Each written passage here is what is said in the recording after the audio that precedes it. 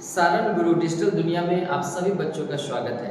मैं सुलेमान सर आज आप लोगों के लिए मैं लेकर आया हूँ। आज का जो वीडियो होगा बच्चों, हम लोगों का जो श्वसन तंत्र होता है बच्चों, ह्यूमन रेस्पिरेशन कैसे होता है, उसमें कौन कौन से डिफरेंट अलग अलग ऑर्गन्स पार्ट्स हैं, सबके बारे में वन बाई वन बच्चों हम लोग डिस्कस करेंगे।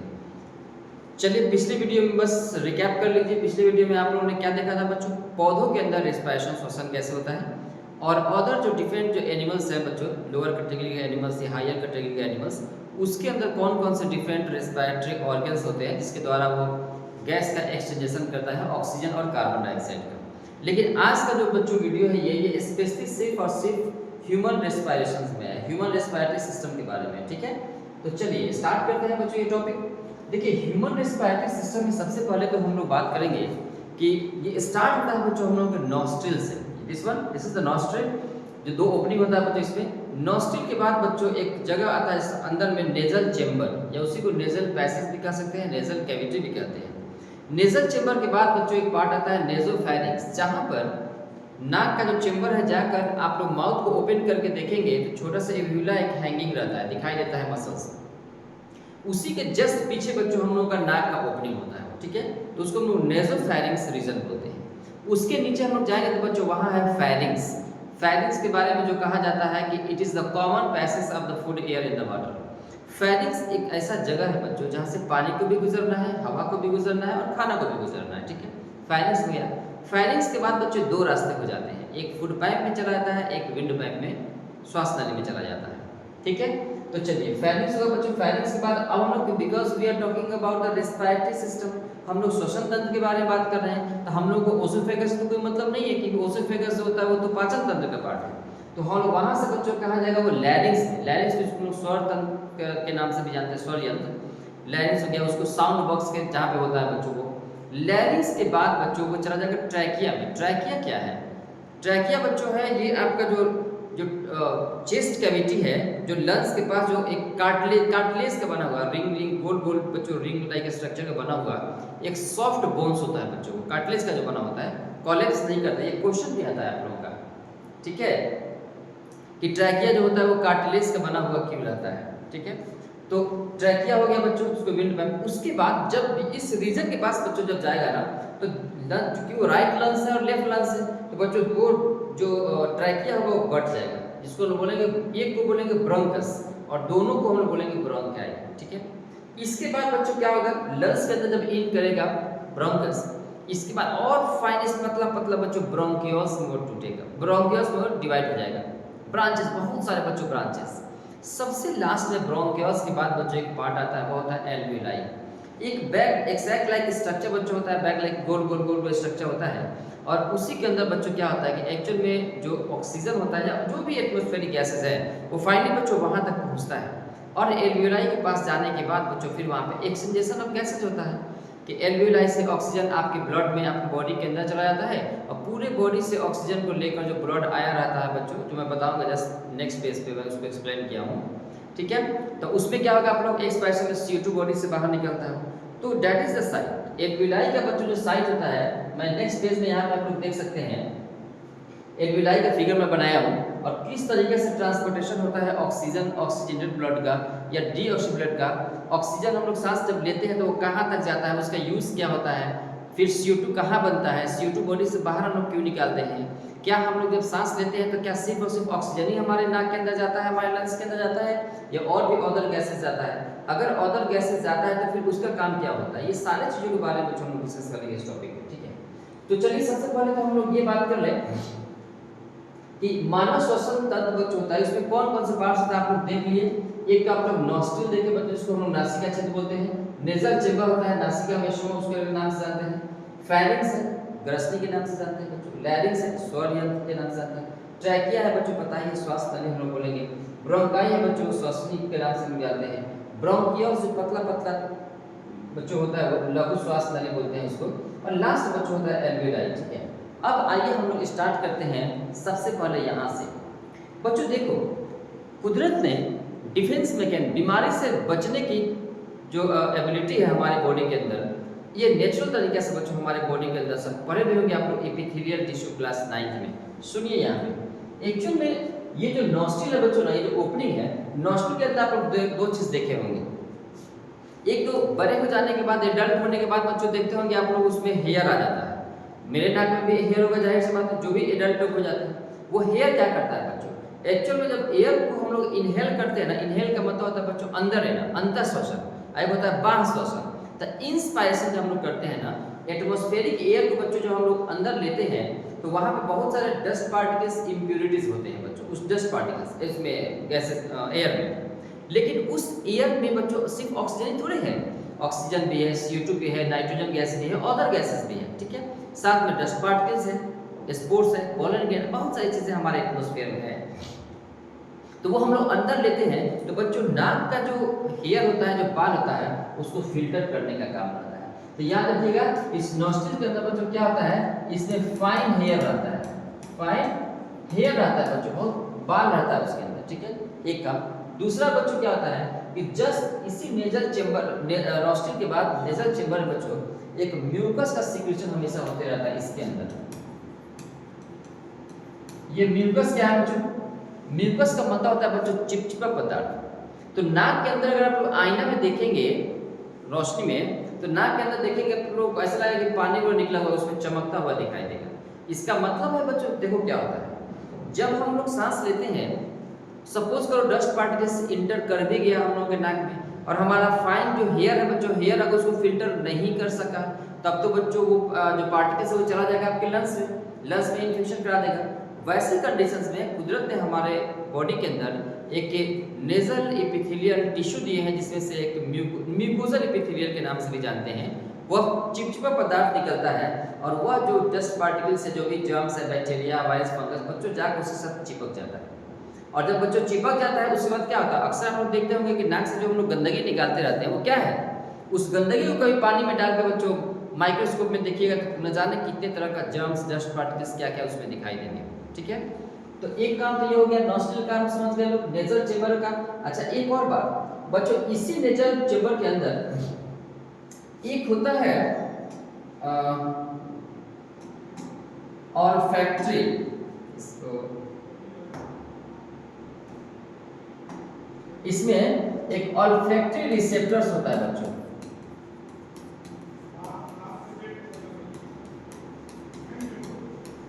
ऑल्फैक्टरी रिसेप्टर्स क्या है बच्चों, स्मेल को डिटेक्ट करना, पता है ना आप लोगों को, जो कुछ भी हम लोग स्मेल करते हैं, खट्टा है या फिर वो खट्टा चीज महक जाता है, इसके बाद मान लीजिए बच्चों कोई गुलाब का फूल है, जासमीन का फूल है, अलग अलग डिफरेंट डिफरेंट जो सेंट होता है, उसको हम लोग डिटेक्ट कैसे करते हैं, तो नाक के द्वारा बच्चों नेजल चेंबर के अंदर जो सेंसिटिव रीजन, जो आप लोगों ने पढ़ा होगा ना पहले, 5 सेंसिटिव ऑर्गन हमारे जो बॉडी के अंदर होता है बच्चों, उसको क्या बोलते हैं,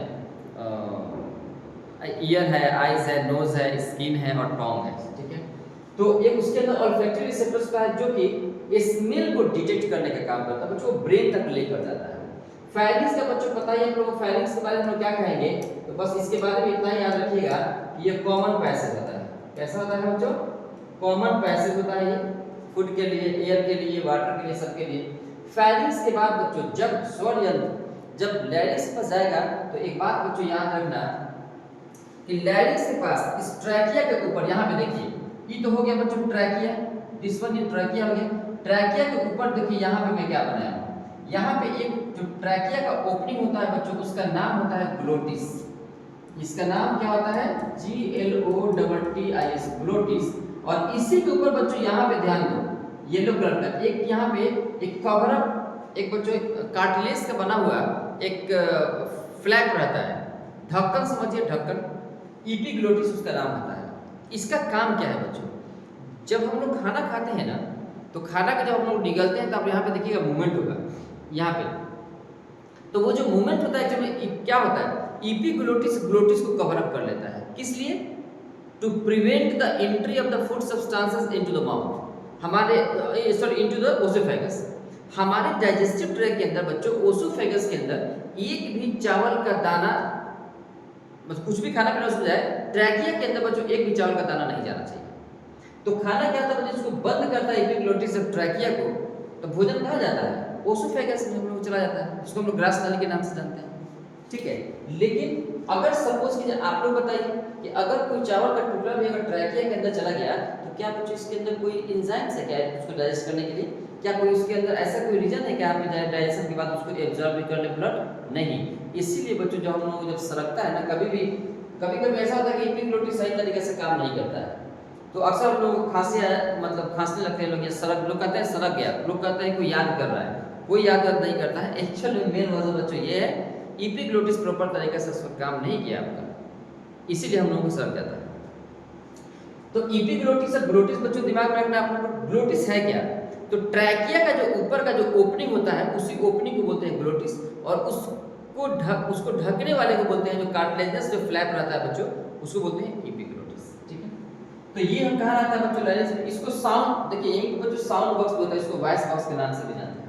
इसके बाद आ गया बच्चों ट्रैकिया, जिसको हम लोग श्वास नली बोलते हैं, जो कार्टिलेजनस रिंग का बच्चों बना होता है। दिस वन, ये जो होता है ना, दिस वन, यही है बच्चों ट्रैकिया। ये ट्रैकिया हो गया, ठीक है, श्वास नली के नाम से हम जानते हैं बच्चों। जब ये ट्रैकिया जब नीचे की तरफ आएगा ना, तो आने के बाद बच्चों लेफ्ट और राइट में दो में बढ़ जाता है, लेफ्ट राइट में दो में बढ़ जाता है। ठीक है, तो दो में जब बच्चों बढ़ जाएगा तो जाहिर सी बात है, अब देखिए एक राइट ब्रोंकस हो गया, एक लेफ्ट ब्रोंकस हो गया, राइट लेफ्ट, और वो जब दोनों लंग्स के अंदर ब्रोंकस जब डिवाइड हुआ, डिवाइड होने के बाद बहुत सारे फिर बहुत सारे बच्चों ब्रांचिंग होगा उसमें से, ब्रोंकस में से फिर ब्रांचिंग होगा, उसको बोलते हैं ब्रोंकियोल्स। फाइनली लास्ट में बच्चों जो मैं इस तरीके का गोल में राउंड बना हूं, एक्चुअल में ये बच्चों लाखों की संख्या में बच्चों ये होता है ये, ठीक है, तो उसको बोलते हैं लास्ट में एल्वियोली। ठीक है, एल्वियोली। अब यहाँ पे क्या होगा, आपके बॉडी के अंदर बच्चों लंग्स के बाहर नेटवर्क लाइक स्ट्रक्चर बच्चों, वो जो आपके ब्लड वेसल्स होते हैं, आर्टरीज, वेन, कैपिलरीज, वो सब उसके चारों तरफ पल्मोनरी वेंटिलेशन, उसको क्या बोलते हैं, सिस्टम बोलते हैं, पल्मोनरी सर्कुलेटरी सिस्टम, तो वो चीज उसके पास रहता है। अब होगा क्या इसके बाद बच्चों, ये समझना जरूरी है। तो इसमें आप लोग इतना ही समझे कि श्वसन तंत्र में जो अलग अलग जो पार्ट्स होते हैं ह्यूमंस के, नॉस्ट्रिल है, नेजल चेंबर है, फेरिंक्स है, लैरिंक्स है, ट्रैकिया है, ब्रोंकस। देखो बच्चों टेंशन इसमें ब्रोंकस और ब्रोंकियोल्स, ब्रोंकाई क्या डिफरेंस है? कुछ भी नहीं, बस सिंगुलर प्लूरल। ब्रोंकाई अगर हो गया तो प्लूरल फॉर्म में, और ब्रोंकस अगर हो गया तो सिंगुलर, एक की बात हो रही है। अगर एक के बारे में बात करेंगे तो ब्रोंकस, अगर दोनों के बारे में बात करें तो ब्रोंकाई हो जाता है। इसके बाद ब्रोंकियोल्स है, ये सब बच्चों ब्रोंकियोल्स, जिस पर यहाँ पे लिख दिया ब्रोंकियोल्स, ये सब ब्रांचेस, और सबसे लास्ट में बच्चों क्या है, एल्वियोलाई। ठीक है, तो ये तो हो गया ह्यूमन का रेस्पिरेटरी सिस्टम सब पार्ट्स।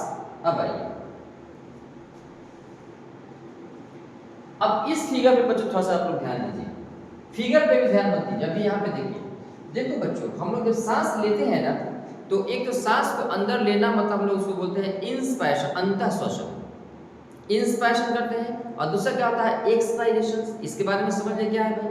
तो देखिए एटमॉस्फेरिक एयर को, ऑक्सीजन को और अदर गैसेस भी उसके अंदर जो भी रहता है एटमॉस्फेयर में, तो बच्चों एटमॉस्फेयर के अंदर से जो ऑक्सीजन का एटमॉस्फेरिक एयर का अंदर लेना, उसी को हम लोग इंस्पायरेशन बोलते हैं। तो मैं यहाँ पे जनरली लिखा हूँ कि O2 इन, ऐसा बच्चों नहीं है कि सिर्फ और सिर्फ ऑक्सीजन, यहाँ पे कोई मशीन नहीं लगा हुआ है कि एटमॉस्फेयर में जो भी डिफरेंट टाइप का जो गैस है उसको फिल्टर करके सिर्फ और सिर्फ ऑक्सीजन ही बॉडी के अंदर जा रहा है, बिल्कुल नहीं। एक्चुअल में बच्चों ऐसा क्या है कि ऑक्सीजन में लिख दें, क्योंकि मेनली रेस्पिरेटरी गैसेस के बारे में अगर हम बात करेंगे तो याद रखिएगा यहाँ पे कि जो रेस्पिरेटरी जो गैसेस होता है ना,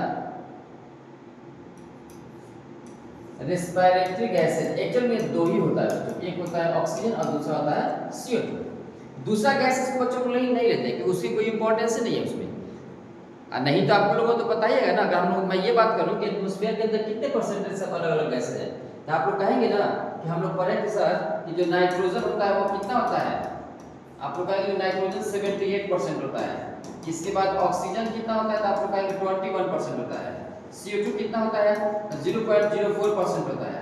बाकी बहुत सारे बच्चों अदर गैसेस भी होते हैं, तो अदर गैस होता है 0.99, मतलब एप्रोक्स बच्चों हम लोग लेते हैं 1%।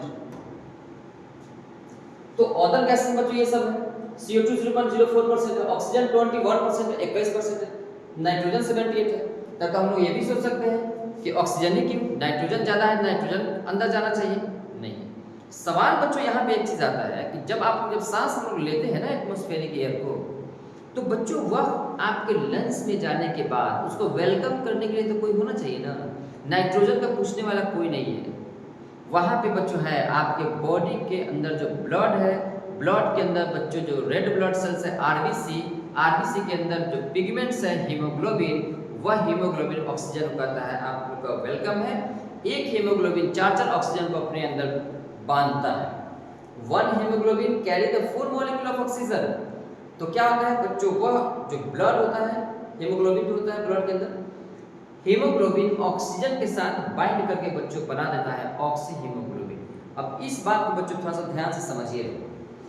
ये है बच्चों एल्वियोलाई, जो पिछले फिगर में इसमें आप लोग देख रहे थे ना कि ये जो मैं बनाया था गोल गोल ब्रोंकियल्स के बाद उसी का फिगर बच्चों में वहां पे ये बनाया। एल्वियोलाई हो गया बच्चों, इसका नाम लिख लीजिए एल्वियोली। अब इसमें से क्या होगा, जब हम लोग सांस लेते हैं, इंस्पायरेशन करते हैं, तो जाहिर सी बात है बच्चों ऑक्सीजन का कंसंट्रेशन ज्यादा होता है as compare to the CO2, क्योंकि CO2 का कंसंट्रेशन कितना है 0.04% ओनली इन द एटमॉस्फेयर। लेकिन बच्चों 21% ऑक्सीजन है, इसीलिए जो ऑक्सीजन बच्चों जब इन होता है तो यहाँ से एक पल्मोनरी वेन होता है बच्चों, वो ऑक्सीजन, इसको क्या बोलेंगे हम लोग, याद रखना ऑक्सीजनेटेड ब्लड। कौन सा ब्लड, प्योर ब्लड भी कह सकते हैं, ऑक्सीजनेटेड ब्लड भी बच्चों कह सकते हैं। तो वो जाएगा आपको इसमें पल्मोनरी वेन के द्वारा बच्चों, अब जाएगा लेफ्ट एट्रियम में। हमारा हार्ट का जो चेंबर होता है 4 chamber, left atrium, right atrium, left ventricle, right ventricle. तो पहले बच्चों लेफ्ट एट्रियम में हो जाएगा। लेफ्ट एट्रियम से यहाँ पे बच्चों एक बाइकस्पिड वाल्व होता है।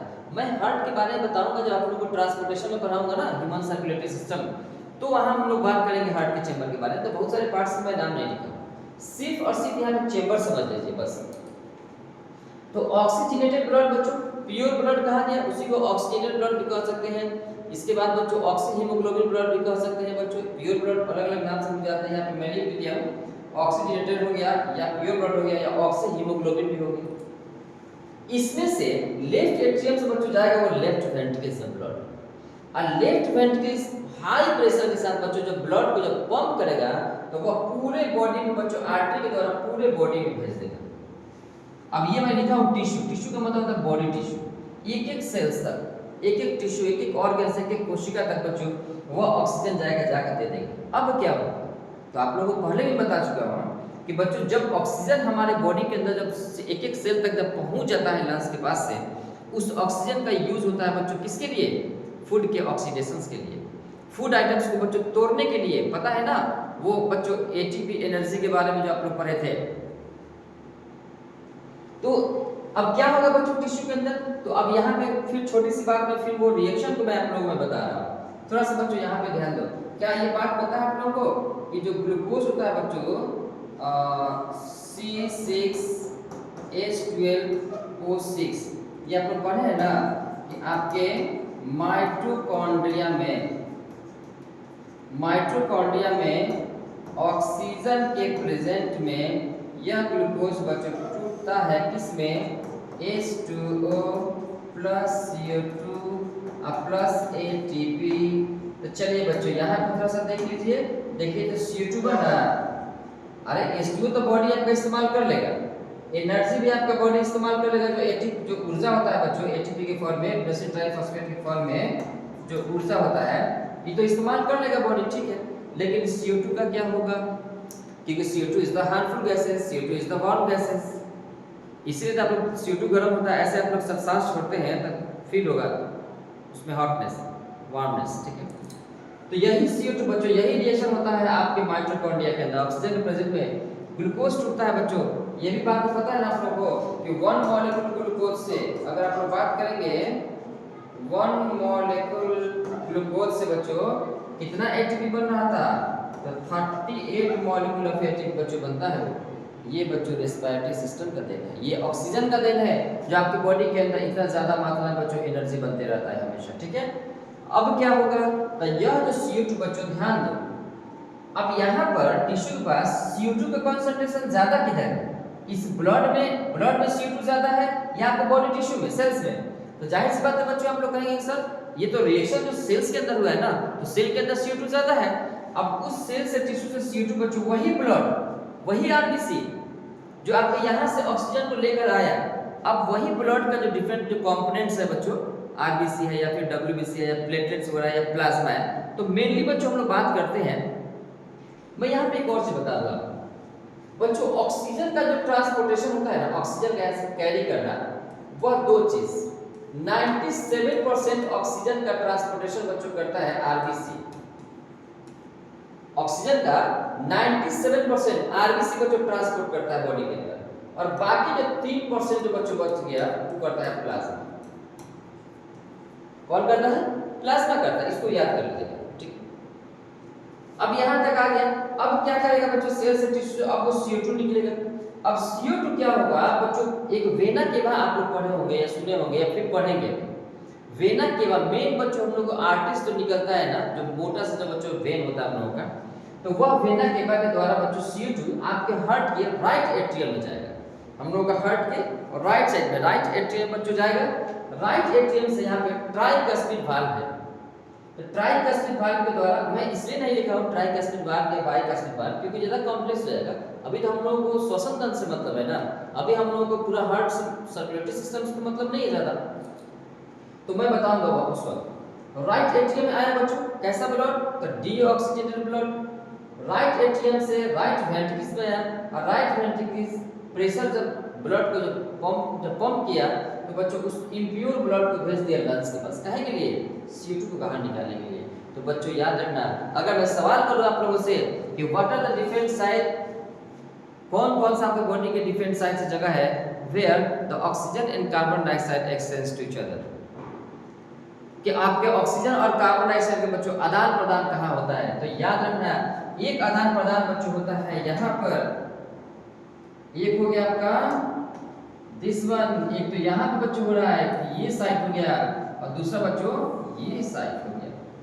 मतलब हम लोग कह सकते हैं यहाँ पे from oxygen from alveoli to blood, यहाँ पे बात करेंगे ऑक्सीजन बारे में फ्रॉम ब्लड टू टिश्यू, समझ में आ रही है ना क्या मैं बोल रहा हूँ? ऑक्सीजन के बारे में अगर आप लोग बात करेंगे, ऑक्सीजन कहाँ से कहाँ जा रहा है, oxygen from alveoli to blood, alveoli to blood, और यहाँ पे क्या from blood to tissue. CO2 के बारे में बात करेंगे, CO2 में from tissue to blood, from tissue मतलब ऊतक से ब्लड में, और यहाँ पे क्या हो जाएगा ब्लड से एल्वियोली में या लंग्स में हम लोग कह सकते हैं, ठीक है। तो यही दो साइड होता है बच्चों, एक्सटेंशन हमेशा कंटिन्यूअसली हमेशा चलते रहता है जब तक आप जिंदा हैं, जब तक कोई भी जानवर एनिमल्स ह्यूमंस अगर जिंदा है तब तक उसको ऑक्सीजन की डिमांड है। अक्सर आप लोग देखे हो कोविड में क्या हो रहा था, लंग्स का सरफेस इतना एल्वियोलर सरफेस इतना ज़्यादा डैमेज हो जा रहा था कि खुद से वो सांस ऑक्सीजनेटेड क्या बोलते हैं एक्सटेंशन हो ही नहीं रहा था ऑक्सीजन का। तो जब ऑक्सीजन बॉडी के अंदर नहीं जाएगा तो एनर्जी कहाँ से बनेगा, तो एनर्जी नहीं बनेगा तो आपका हार्ट का बीटिंग कैसे होगा, आपका ब्रेन कैसे काम करेगा, आपका बॉडी का ऑर्गन कैसे काम करेगा बिना एनर्जी के। इसीलिए बच्चों कोविड की कंडीशन में बहुत सारे लोगों का डेथ हुआ क्योंकि ऑक्सीजन का लेवल ही घट जा रहा था बॉडी के अंदर।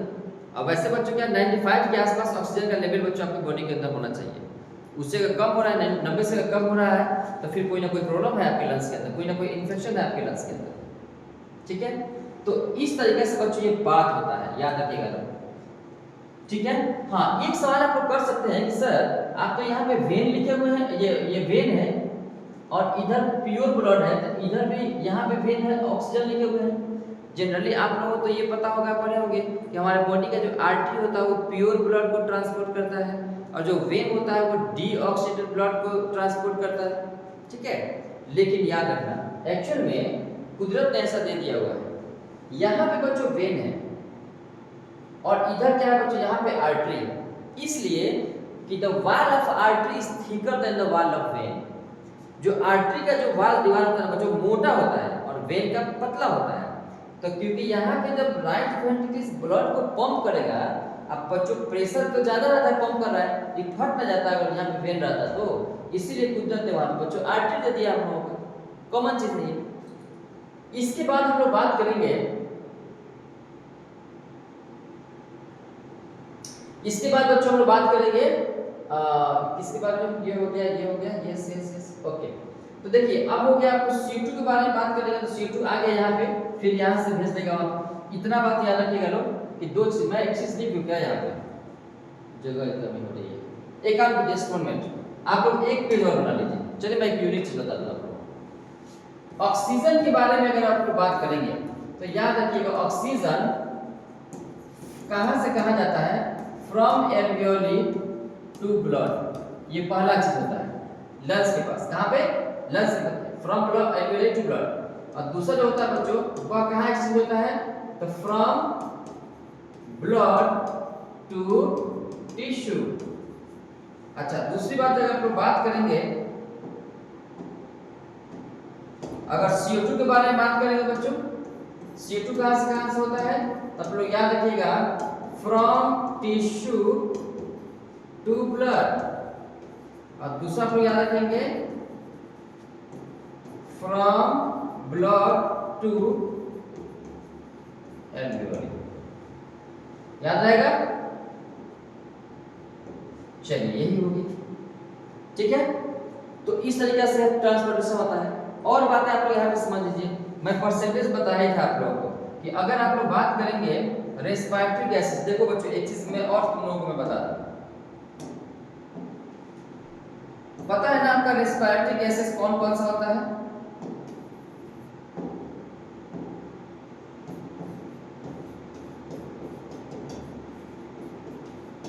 रेस्पिरेटरी गैसेस कौन सा होता है, O2 और CO2। चलिए O2 के बारे में बच्चों अगर आप लोग बात कर रहे हैं तो क्या कहेंगे, इसमें याद रखिएगा RBC 97% ऑक्सीजन का ट्रांसपोर्ट करता है, प्लाज्मा 3% का करता है। चलिए CO2 के बारे में बात कीजिए, RBC 25% CO2 का ट्रांसपोर्ट करता है। इसके बाद हमारे बॉडी के अंदर बच्चों एक बाइकार्बोनेट के फॉर्म में HNO3 दिया भी होगा, बाइकार्बोनेट के फॉर्म में बच्चों ये लगभग 70%, और बाकी जो होता है बच्चों वह होता है प्लाज्मा अप्रॉक्स 6% या 8% लेते हैं। तो इस तरीके से यही बच्चों होता है किसका, ट्रांसपोर्टेशन होता है बच्चों, परिवहन। परसेंटेज आप लोग याद रख सकते हैं क्योंकि ऑब्जेक्टिव क्वेश्चन किसी भी कंपटीशन में देता है, ठीक है। तो ये बातें हो गई आप लोगों का, ठीक है। ह्यूमन का ये पार्ट्स आप लोग देख लिए बच्चों, समझ लिए कौन कौन सा पार्ट होता है, सबका क्या काम है मैं बता दिया आप लोगों को। दूसरा आप लोगों ने बच्चों देखा कि किस तरीके से हमारी बॉडी के अंदर ऑक्सीजन कहां से कहां जाता है। अच्छा बच्चों एक और चीज मैं आप लोगों को एक मजेदार चीज में बना दे रहा हूं, खुश हो जाएगा पूरा आप लोग। कहां से कहां किस तरीके से हमारे बॉडी के अंदर सर्कुलेशन होता है ऑक्सीजन का और कार्बन डाइऑक्साइड का, ठीक है। चलो मैं बताता हूं। सबसे पहले बच्चों हम लेंगे यहाँ पे एटमॉस्फेयर, बहुत मजेदार चीज है, देखो ये हो गया बच्चों, सॉरी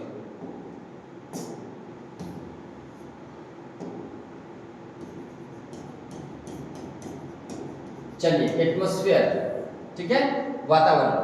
वहां से एटमॉस्फेयर से बच्चों क्या निकलता है, तो पता है बच्चों इसमें आप लोगों का क्या होगा, तो इनफैक्ट आप लोग का आंसर इसमें ऑक्सीजन, ठीक है। चलिए ओके, सबसे पहले तो बच्चों हम लेंगे ऑक्सीजन, ठीक है, ये हो गया आपका एटमॉस्फेयर से ऑक्सीजन कहा जाता है बच्चों नॉस्ट्रिल में, नॉस्ट्रिल से कहा जाता है तो नेजल चैम्बर या नेजल पैसेज में, यहां से कहा जाता है नेजोफैरिंक्स में, यहां से कहा जाता है बच्चों तो आप लोग कहेंगे कि सर जाता है यहां से फेरिंक्स में, फेरिंक्स से कहा जाता है तो आप लोग कहेंगे कि जाता है वहां से लैरिंक्स में, लैरिंक्स से रिटर्न कीजिएगा, लैरिंक्स से कहा जाता है तो आप लोग कहेंगे जाता है ट्रैकिया में, ट्रैकिया से कहा जाता है ब्रोंकस में,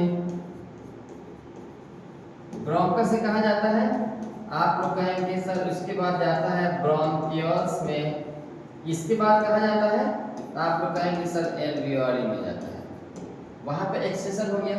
लेकिन अब सवाल क्या है बच्चों, थोड़ा सा यहाँ पे एक और यूनिक चीज जान लीजिए,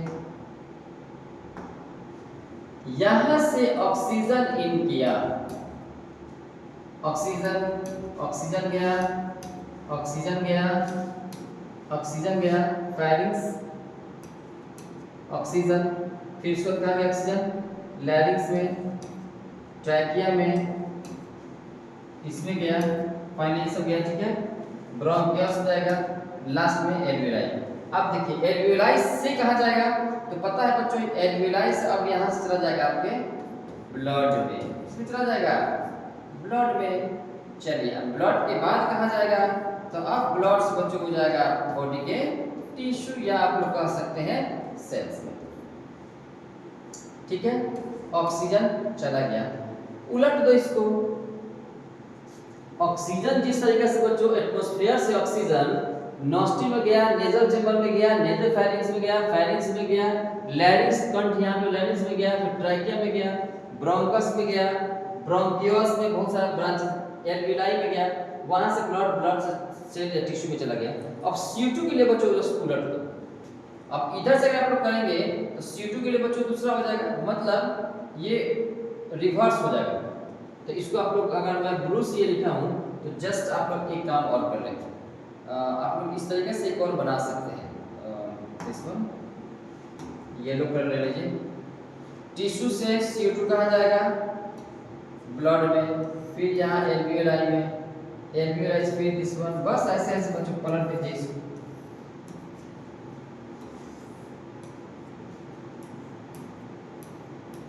ये क्या है भाई CO2, यहाँ से फिर एटमॉस्फेयर में CO2 का